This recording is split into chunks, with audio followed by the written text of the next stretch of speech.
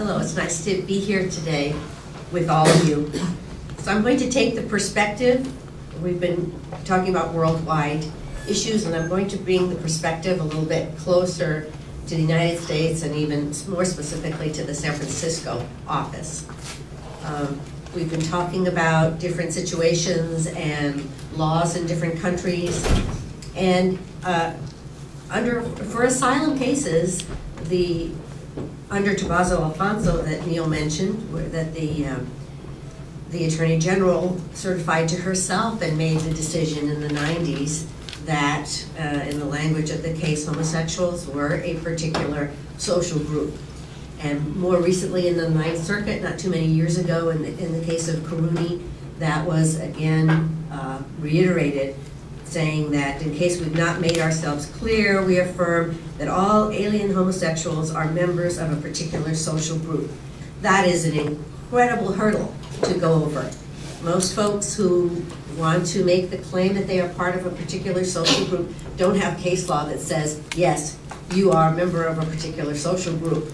So this is, it makes the start out of the case much more direct, and you can plunge right into your case without having to convince someone that you're eligible under one of the categories, because you are. It's already stipulated that you are. In looking at the cases, what I want to do is go through some of the issues as they actually would come up in an asylum case, as though you were the representative preparing the case and in the order of the case. So one of the first hurdles that everybody has to go through is the one-year rule bar. That's you've got to get over that or you're not eligible. And of course the one-year bar is that you have to file within 1 year of entry. So that's going to rule out many, many people.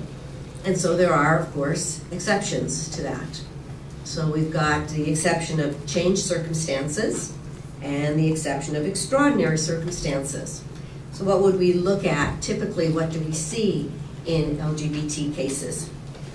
For changed circumstances, just like in all cases, if there's a change in the country of origin, that could be a changed circumstance, which would then give you more time to have come forward and filed. You may have, as Neil has talked about the surplus cases, you may have come out in the United States. Got another. That's a possibility for a changed circumstance. So again, the time is extended in which you can file. You may be here and you may have, once here, or after being here for a number of years, receive an HIV diagnosis. Now you've got it, you have a changed circumstance. Again, can extend the time in which you can file. Each case is looked at individually.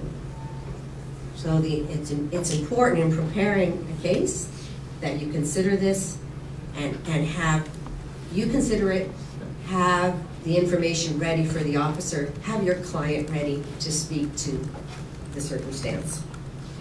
Extraordinary circumstances, now we have the second category, and most often what we see under extraordinary circumstances is something that has come about because of the trauma suffered. So you may have clients who are suffering under PTSD conditions. You may have folks who have been very depressed based on their situation. Some of the most horrific harm that we see in asylum cases are in these cases, in the LGBT context.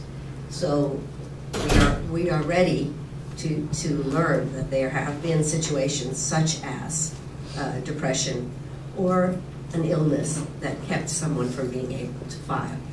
Now, ignorance of the law itself is not sufficient. So just saying, well, I didn't know about it is not, unfortunately, is not sufficient. So you need to look at other circumstances in your client's life if you want to get past that 1 year hurdle when your client's been here for longer than a year.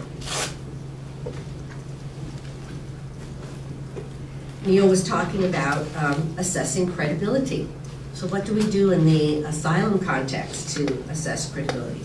Well, it really is the same as with any group, whether you're talking about having been persecuted because of your religion or political opinion. You're going to go through very similar requirements. And so, as Neil mentioned, there is the Real ID Act, and the Real ID Act says that if there's documentation available and the applicant should have it, it's reasonably available to them, then they need to present it. Or the officer can ask for it and they need to present it. So what would documentation be in this context?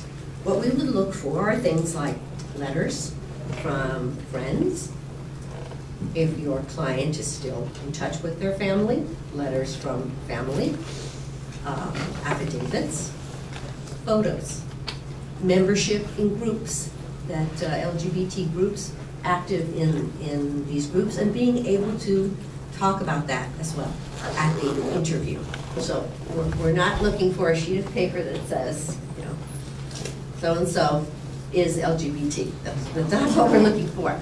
But we're looking for things that can corroborate and support the claim. If it's not reasonable for them to get any of these sorts of letters, or if there are no people that can support them and can help them in this way, you know that under Ninth Circuit law, credibility based on credible testimony will do. So we look for that kind of documentation. It helps your client, may make it easier for them in the interview even. But if you don't have it, then we will discuss the case with your client. This is something that adjudicators sometimes, I don't want to say often, but sometimes see, where the applicant comes in and it would appear that they've not had sufficient preparation to be able to talk about what has happened to them. And we all know and respect that this is very difficult for the applicant, but the adjudicator is in the position that they have to ask the questions. And so the more that you can work with someone to try to feel comfortable in the interviewing context, it's nobody's saying you're going to feel comfortable, but that they can talk about it, that they have some understanding of what we're going to ask them about, and some preparation for that. For instance, someone maybe who is coming in now with an issue, maybe an HIV diagnosis, but they've had harm in the past as a child. For many folks, this is, and I think Neil was mentioning this, it's very, very difficult to talk about that, to bring that out. And we have had cases where there has been harm in childhood, and we've had to sometimes bring a person back 2 or 3 times because the first time around they weren't able to really talk about it. And so we will try to do that. And sometimes folks, if they're seeing someone and they're in therapy that can help them with that, you can ask us. We will give extra time, because obviously 1 session or 2 sessions is probably not going to be enough. And so we will postpone the interview to give them time to go through that process, and then they will also have a written report from the therapist if that's what they've chosen to do.